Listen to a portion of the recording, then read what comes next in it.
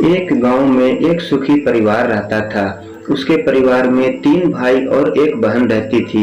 उसके माँ बाप उन चारों से बेहद प्यार करते थे, मगर बीच वाले बेटे से थोड़ा परेशान थे, क्योंकि बड़ा बेटा पढ़ लिख कर डॉक्टर बन गया और छोटा बेटा भी पढ़ लिख कर इंजीनियर बन गया था। मगर उसका बीच वाला बेटा बिल्कुल गंवार और आवारा ही बनकर रह गया।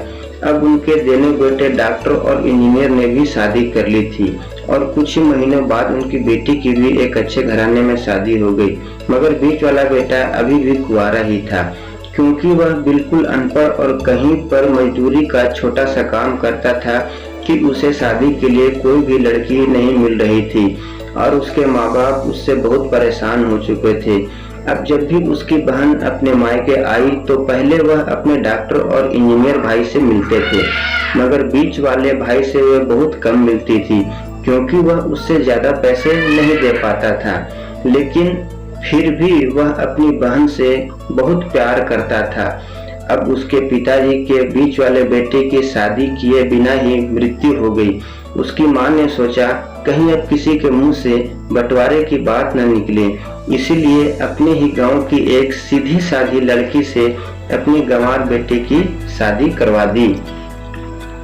शादी होते ही न जाने क्या हुआ, अब उसका अनपढ़ बेटा पूरा मन लगाकर काम करने लगा और पहले से कहीं ज्यादा मेहनत भी करने लगा। अब तो उसे कोई दोस्त बुलाने भी आता तो उससे वह यही कहता कि भाई पहले तो मैं जैसे तैसे अकेला काम कर खा लेता था, मगर अब मेरी शादी हो गई है तो मुझे अपनी पत्नी के लिए भी कमाना पड़ता है और कल को आने वाले बच्चों के लिए भी तो कुछ जोड़ना ही पड़ेगा। इसीलिए दोस्त अब तेरे साथ मैं नहीं घूम सकता। यह कहकर गंवार लड़का सीधा अपने काम पे निकल जाता है। अब उसके दोनों भाई डॉक्टर और इंजीनियर आपस में यह बात करते हैं कि हम दोनों उसे गंवार से कहीं ज्यादा पैसा कमाते हैं, इसीलिए हम सब घर और जमीन का बंटवारा कर लेते हैं और उस गंवार से अलग हो जाते हैं, क्योंकि अब वह हमारे बराबर कभी नहीं कमा सकता।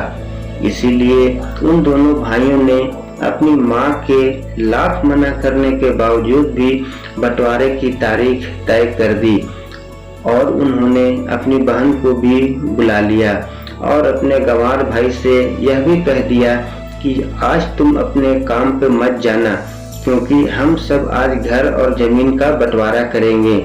इस वक्त उसकी बहन भी आ जाती है।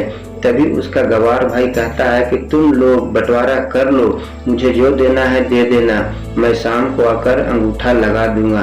तभी उसकी बहन कहती है, अरे बेवकूफ, तू अनपढ़ तो रहेगा, जमीन का हिस्सा तो आमने सामने बैठकर ही होता है। तभी उसके दोनों भाई बीच वाले गंवार भाई को उल्टा सीधा कह देते हैं।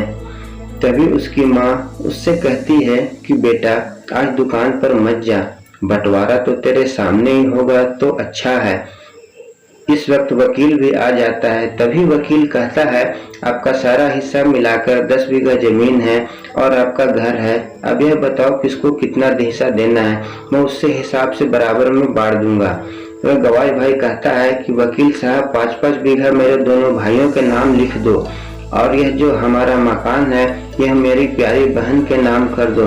तभी उसके दोनों भाई और बहन पूछते हैं कि और तू हिस्से में क्या लेगा। तभी उसका गंवार भाई कहता है, मेरे हिस्से में तो मेरी प्यारी माँ है।